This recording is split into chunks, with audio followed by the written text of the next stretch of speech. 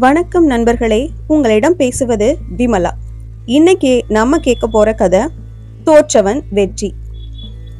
வெண்ணி பரந்தலை என்ற இடத்தில் நிகழ்ந்த அந்த பயங்கரமான போரில் கரிகாலன் வெற்றியடைந்தான்.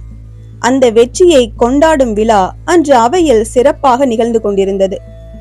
பாவலர் பலர் அவன் வெற்றி மங்கள சிறப்பை பாடல்களாக கூறி பாராட்டி பரிசு பெற்று சென்று கொண்டிருந்தனர். எல்லோருடைய பாடல்களும் அந்த போரில் வெற்றி பெற்றவனாகிய கரிகாலனையே சிறப்பித்து பாடியிருந்தன.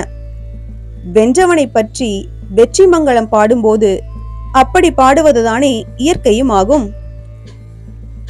ஆனால் இறுதியாக வெண்ணி குயத்தியார் என்ற ஒரு புலவர், கரிகால் வளவா, நீ இந்த போரிலே வெற்றி பெறவில்லை, தோற்றுவிட்டாய் என்னும் கருத்தை அமைத்து துணிவாக ஒரு பாட்டை பாடிவிட்டார். கரிகால் வளவன் உட்பட அதை கேட்ட அத்தனை பேரும் திடுக்கிட்டனர். வெண்ணி குயத்தியாருக்கு ஏதேனும் சித்த பிரமையோ என்று கூட நினைத்து விட்டனர் அவர்கள். வெண்ணி குயத்தியாரோ, சோழர் குல திலகமே, இந்த போரிலே உனக்கு தோற்று மார்பிலே பட்ட அம்பு முதுகிலே ஊடுருவதற்காக சாகும் வரை வடக்கு நோக்கி உண்ணா நோம்பிருந்து உயிர் துறந்தானே பெருஞ்சேரலாதன், அவன்தான் வெற்றி பெற்றிருக்கிறான். நீ வென்றும் தோற்று நிற்கிறாய் என்றே மீண்டும் கூறினார். கரிகாலனுக்கு சினம் வந்துவிட்டது. புலவரே, நீங்கள் சுயநுழைவோடுதான் இதனை கூறுகிறீர்களா? யார் முன் கூறுகிறோம், என்ன கூறுகிறோம் என்பதை சிந்தித்து கூறுங்கள். கரிகாலன் சீறி விழுந்தான். வெண்ணி குயத்தியாரோ பதறாமல் நடுங்காமல் சிரித்த முகத்தோடு இருந்தார். அரசனின் சினத்தால் இவருக்கு என்ன தண்டனை விதிக்கப்படுமோ, எரிகிற நெருப்பில் எண்ணெய் ஊற்றுகிற மாதிரி இந்த அப்பாவி புலவர் மேலும் சிரிக்கின்றாரே என்று அங்கே இருந்தவர்கள் எல்லோரும் அச்சத்தில் மூழ்கி வீற்றிருந்தனர்.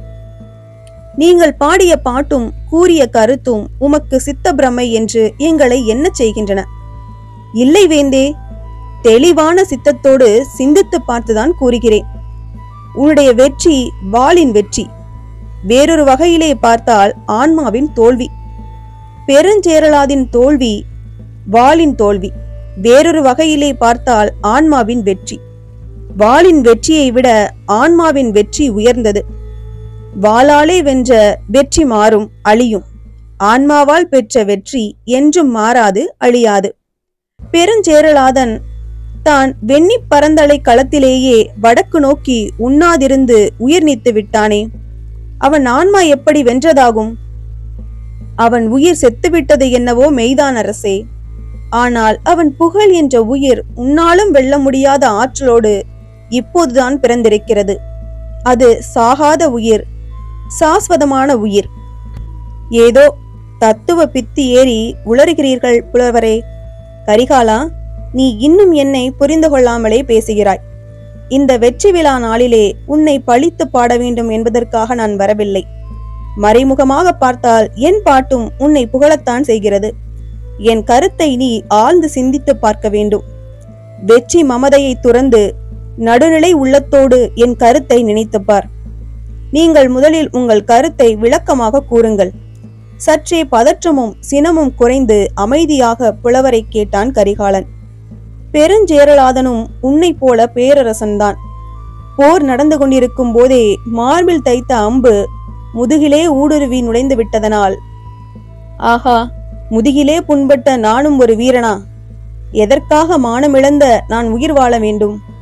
வெற்றி விளைந்தாலும் இனி எனக்கு அது தோல்விதான் என்றெண்ணி வடக்கிருந்து உயிர் துறந்தான். வெற்றி தோல்வியை விட ஏன் உயிரை மானமாக பெரிதாக தோன்றியது அவனுக்கு. தோற்று இறந்தான் இல்லை அவன். தன் மானத்தை காப்பதற்காக தன்னைத்தானே கொன்று கொண்டான். உன் வீரர்களோ நீயோ அவனை கொன்று வெற்றி பெறவில்லை. போரின் வெற்றியை நீ அடைந்து விட்டாலும் மானத்தின் வெற்றியை உனக்கு விட்டு கொடுக்க விரும்பவில்லை அவன். உள்ளத்தால் ஆன்மாவால் உயரிய புகழால் வெற்றிக்கும் மேலான வெற்றியை அவன் தன் உயிரை கொடுத்து அடைந்து விட்டான். இப்போது சொல், தோற்ற அவனுக்கு வெற்றியா, அல்லது வென்று விட்டதாக இருமாந்து கிடக்கும் உனக்கு வெற்றியா? வெண்ணி குயத்தியார் ஆவேசத்தோடு பேசினார். ஒப்புக்கொள்கிறேன் புலவரை, நல்லவனை வென்றவன்தான் தோற்று போகிறான். நல்லவனோ தோற்றாலும் வென்று விடுகிறான். இதில் மெய் இருக்கிறது. கரிகாலனுடைய குரல் குலைந்து கரகரத்து. சற்றென்று அவன் அவையிலிருந்து எழுந்து சென்று விட்டான். இந்த கதை உங்களுக்கு பிடிச்சிருந்தது அப்படின்னா லைக் பண்ணுங்க, ஷேர் பண்ணுங்க, சேனலை மறக்காம சப்ஸ்கிரைப் பண்ணுங்க. அடுத்த கதையில சந்திக்கலாம்.